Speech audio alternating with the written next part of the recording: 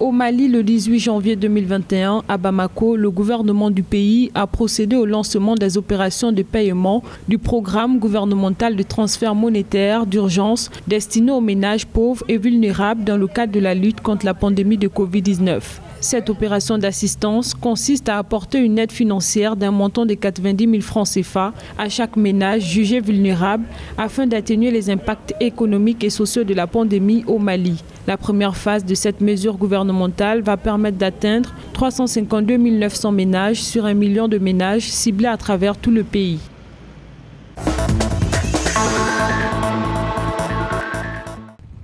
Malgré les conséquences de la crise sanitaire liée à la pandémie du Covid-19 sur l'économie béninoise, les échanges commerciaux des marchandises du Bénin au troisième trimestre de 2020 ont connu une légère hausse par rapport au trimestre précédent. C'est ce que révèle le bulletin trimestriel des statistiques du commerce extérieur du pays, publié le 16 janvier. Notons que les exportations des marchandises du Bénin ont enregistré une hausse de 1,7% au cours du troisième trimestre 2020, évaluée à 114 070 milliards de francs CFA contre 112 082 milliards de francs CFA un trimestre plus tôt.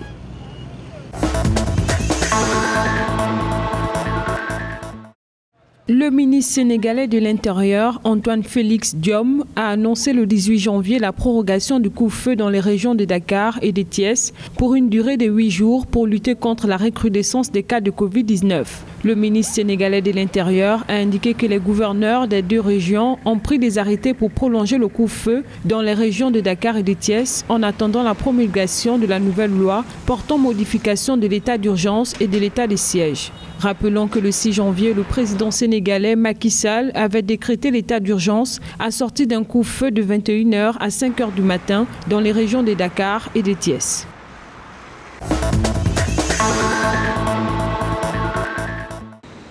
Le Maroc a détecté un premier cas de contamination par la variante du nouveau coronavirus apparu au Royaume-Uni chez un Marocain arrivé au port de Tanger à bord d'un bateau en provenance de Marseille, a annoncé le 18 janvier le ministère de la Santé du pays dans un communiqué. Le patient asymptomatique a été placé en isolement à Casablanca, a précisé le dit ministère, en soulignant que le malade et ses cas contacts sont traités conformément au protocole sanitaire en vigueur dans le Royaume.